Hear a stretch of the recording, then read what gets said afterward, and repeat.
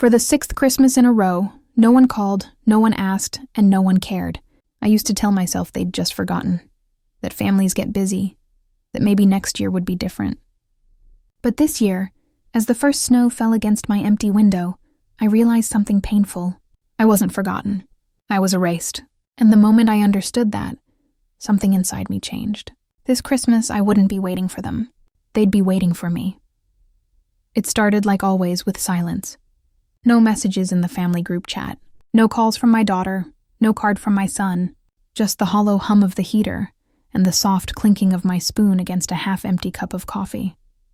The house was spotless, as if waiting for someone who never came. For years, I'd made excuses for them. They have their own families now. They're busy. It's just one holiday.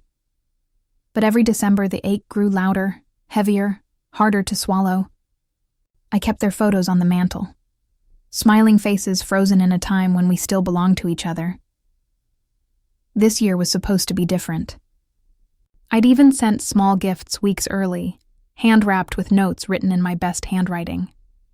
No one replied, not even a thank you.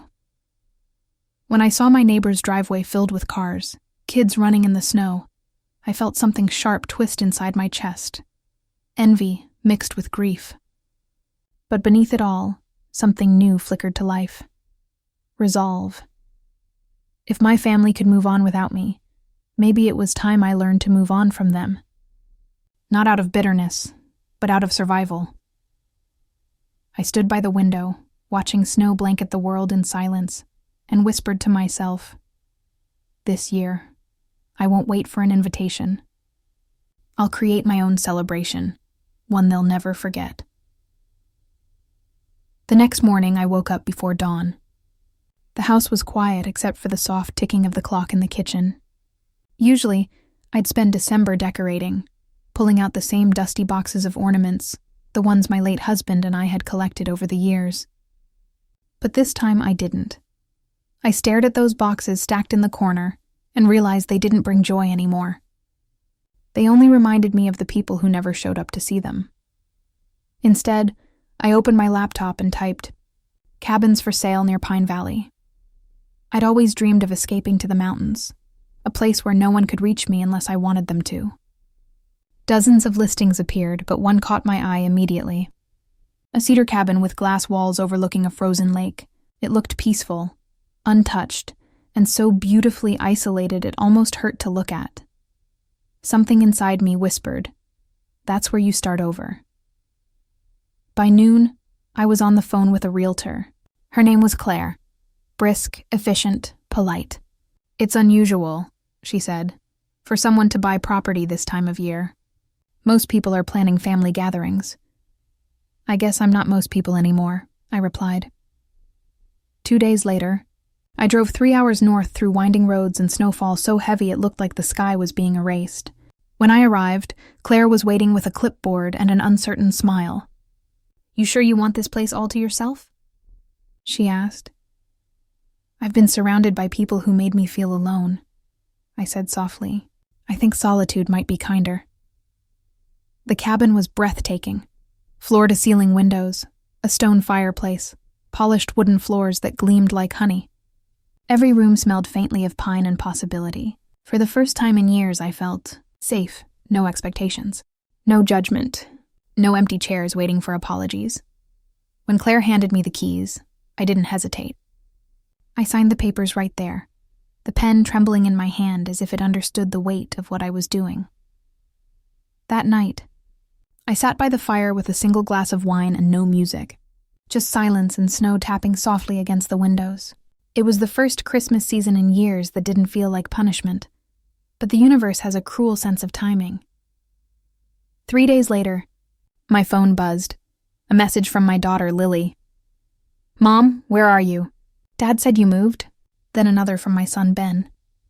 We heard you bought a cabin. Why didn't you tell us? We could have used it for the holidays. I stared at the screen, heart pounding. Used it? Not visited, not shared, used. I didn't reply. That evening, as the sun disappeared behind the pines, I poured myself another glass of wine and reread those messages. Years of being excluded, ignored, pitied. And now, suddenly, I was useful again because I owned something they wanted. I smiled, a quiet, dangerous kind of smile I hadn't felt since my youth. Maybe, I whispered to the fire, this Christmas, I'll let them visit. Just not the way they expect. That night, I began to plan. Not revenge through anger.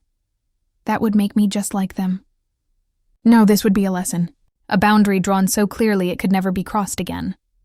I made a few calls, to my lawyer, to the local sheriff's office, and finally to an old friend, Raymond, a retired judge who'd always told me, respect isn't demanded, it's demonstrated. By the time I hung up, my plan was in motion. This Christmas, my family would finally come knocking, and for the first time in years, I'd be the one deciding whether to open the door. The snow was falling in lazy spirals the day I got the call from Claire, my realtor. Ellen, she said cautiously, your daughter just called my office. She said she needed a copy of the keys to help you with groceries and deliveries. I told her I couldn't authorize that without your consent. I froze, the mug in my hand suddenly too heavy. Did she get them? There was hesitation on the other end. My assistant, she didn't know. She believed your daughter's story. She gave her the spare key. For a moment, I couldn't speak. It was happening again. The intrusion, the assumption that what's mine is automatically theirs. But this time, it wasn't just emotional. It was physical. My space. My home. That night, I reactivated the security system and added new passcodes. Every door, every camera. I wasn't afraid. I was awake. The next morning, a notification flashed on my phone. Motion detected. Front door. When I opened the feed, I saw them, Lily and Ben, standing on my porch bundled in expensive coats, holding shopping bags, smiling like tourists. Then, with a jangle of keys, Lily opened the door and stepped inside. I watched them walk through my living room, my kitchen, my private sanctuary. This place must have cost a fortune, Ben said, opening the fridge like it was his. Mom's been hiding money, Lily muttered. You think she'll mind if we spend Christmas here? It's not like she's got anyone else. Something inside me cracked, but not the way it used to. It wasn't grief this time. It was clarity. They left after an hour, leaving snowy footprints and laughter in their wake. When the door shut behind them, I felt a calm I couldn't explain. By evening, I'd changed every lock. Then I called Raymond. They came, I said simply. Without permission, he sighed. Then let's make sure they understand what that means. We spent hours drafting what he called a clarity agreement. It wasn't legal punishment. Not exactly. It was acknowledgement, a written document affirming that my property, my choices, and my peace were mine alone. No more assumptions. No more guilt. The next day I called the local deputy, a kind man named Harris who'd stopped by once to check on me when my car slid off the road. When I told him what happened, his tone changed from friendly to firm. You don't need to face them alone, ma'am. I'll be nearby when they come back. And they would come back. Because people like my children always do, not out of love, but out of entitlement. On Christmas Eve morning, I woke early. The world outside was a sheet of white silence. Inside, the cabin glowed softly with the light of the fire and the scent of cinnamon coffee. I'd set the table for 3, myself, Raymond, and Deputy Harris, the only guests I'd chosen. By noon, the first car appeared at the end of the long driveway. Then another. Then a third.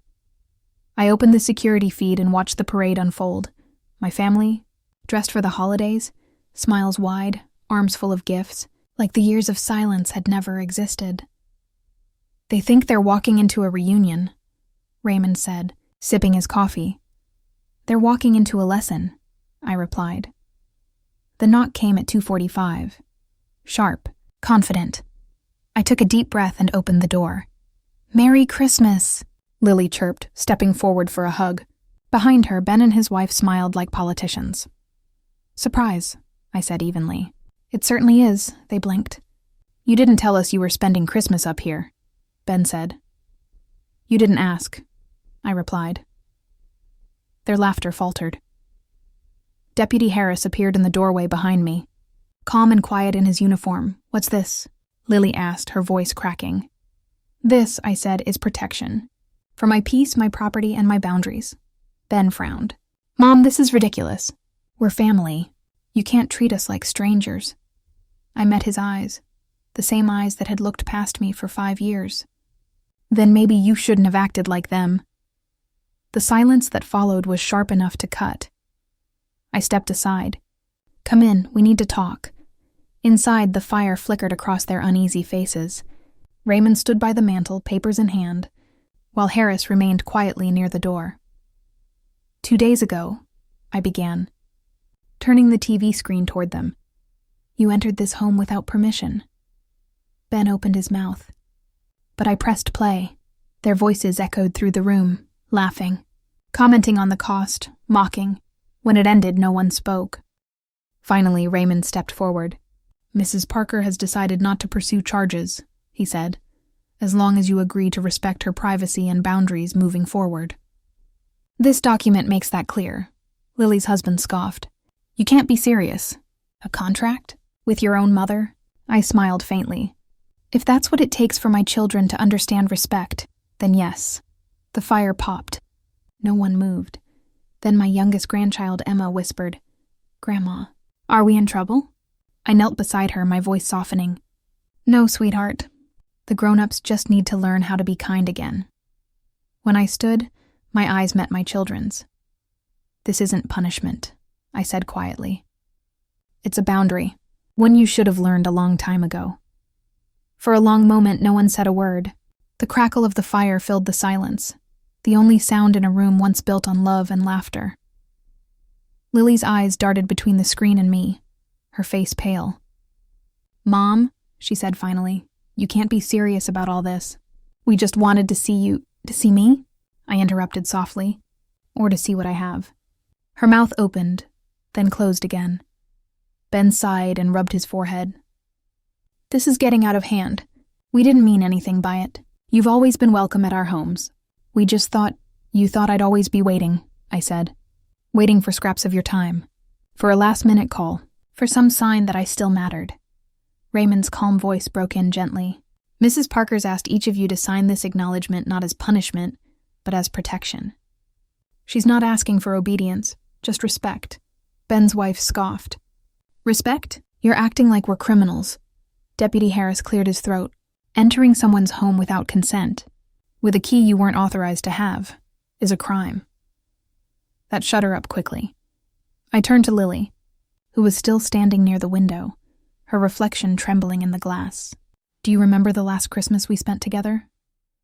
I asked. She hesitated. "The one after Dad died?" "Yes." I took a slow breath. "You told me not to come that year. Said the kids needed a quiet Christmas. You said it would just be easier without me." I believed you. I told myself you were grieving. But when I saw the photos online, your tree, the dinner, the matching pajamas, I realized easier meant emptier. For me. Lily's eyes glistened. "Mom, I was trying to keep everyone together. It was always about you," I said softly. "Your comfort, your control, your version of family that didn't have room for the inconvenient widow in the corner." The words hung heavy in the air. Ben shifted uncomfortably. "We didn't mean to leave you out for good. We just thought you were happier alone." I laughed, a sound I didn't recognize. Brittle, cold, but honest. That's the thing about abandonment. You tell yourself it's kindness so you don't have to call it cruelty. The room went silent again. Even the fire seemed to hush. Then little Emma, my youngest grandchild, climbed onto the couch and whispered, "Grandma, can we still open presents?" Her innocence cracked the tension like sunlight through clouds. I smiled, a real one this time. "Not yet, sweetheart. The grown-ups have something to finish first." I turned back to my children. "You've treated my love like furniture. Always there. Always expected. Never appreciated. I'm done being your background." Raymond nodded slightly, as if to signal it was time. He laid the document on the coffee table, a simple page, yet it felt as heavy as a confession. "Read it," I said. "Then sign it. Not because I'm forcing you, but because you understand why it's needed." They read in silence. It was short, a declaration of acknowledgement that my home was private property, my life my own, and that any future visits would be by invitation only. When Lily reached the bottom, her hands trembled. I never thought I'd see the day where my own mother made me sign something to visit her. I met her eyes. You never thought you'd have to earn back my trust either. Ben looked at me, guilt creeping into his expression. Mom, we were wrong.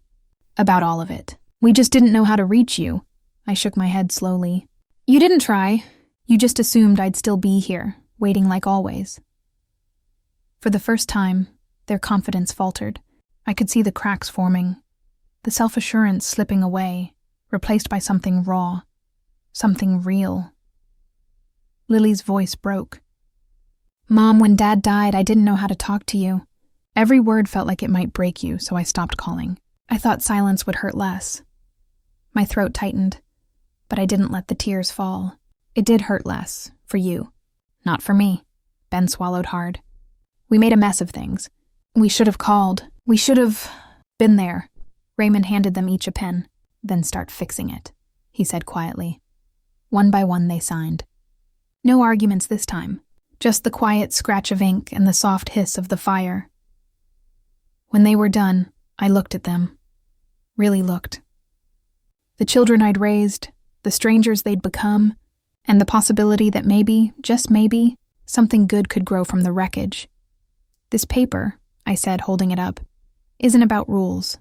It's about respect, and from now on, respect isn't optional. It's the only language I'll speak. Lily nodded, wiping her eyes.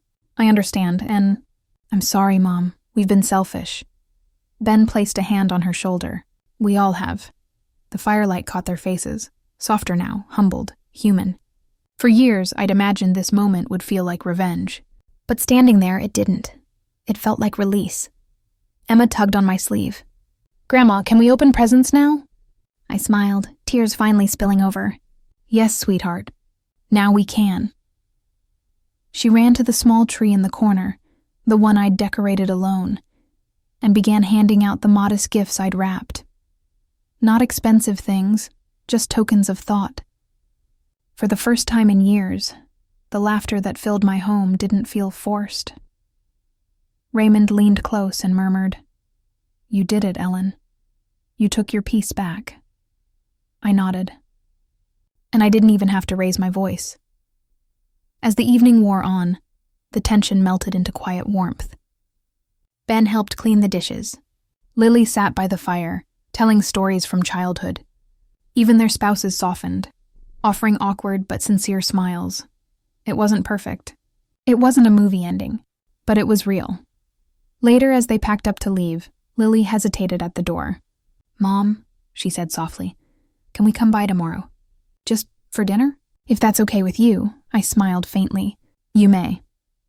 Those two words, you may, held more power than any invitation I'd ever received. They hugged me, tentative but genuine. Then, one by one, they disappeared into the cold night, leaving behind something I hadn't felt in years. Peace. When the last car's headlights faded, I stood alone on the porch, the snow falling gently around me. I whispered into the quiet, Merry Christmas, Daniel. I think I finally learned how to stop waiting. The next morning, the cabin was quiet again. The fire had gone out, leaving behind the faint scent of ash and pine. For a moment, I just stood there, watching the sun rise over the frozen lake, painting everything gold. It was strange. For years, I'd woken up to silence that felt like punishment. But today, that same silence felt like freedom. On the kitchen counter sat the signed document, neatly folded beside a half-empty wine glass. Proof that, after all this time, I'd finally drawn a line, not to push people away, but to show them how far they'd wandered. I walked outside, the cold biting at my cheeks. The snow beneath my boots crunched softly, the sound somehow grounding. Across the lake, faint tire tracks marked where my family had driven away. For the first time, their absence didn't sting. It felt earned. I realized then that the opposite of love isn't hate. It's neglect. Hate at least means someone still feels something. But neglect, it's emptiness disguised as indifference. And I'd lived in that emptiness long enough. When Daniel died, I thought I'd lost my reason to fight. But this Christmas, I found something better. Not a reason to fight, but a reason to stop surrendering. I poured myself a cup of coffee, sat by the window, and watched the world wake up. The sky shifted from gray to pink, and somewhere in the woods, a bird began to sing, fragile, uncertain, but beautiful. That's when my phone buzzed. A message from Lily. "Good morning, Mom. We made breakfast. Thought maybe we could bring it up there later, if you'd like company." I smiled, fingers hovering over the keyboard. Then I typed back, "You may," 2 words. Simple, powerful, free. I turned off the phone and let the quiet fill the room again. I didn't need their apologies anymore. What I needed, what I'd been craving for years, was peace. And I had finally found it, not through revenge or anger, but through boundaries. Sometimes the sweetest revenge isn't making others suffer. It's teaching them that you won't. As the snow continued to fall, I whispered into the light, "Merry Christmas, Daniel. The house is full again." I closed my eyes, and for the first time in 6 years, I felt warm. Not because someone remembered me, but because I remembered myself, and that, I realized, was the real gift.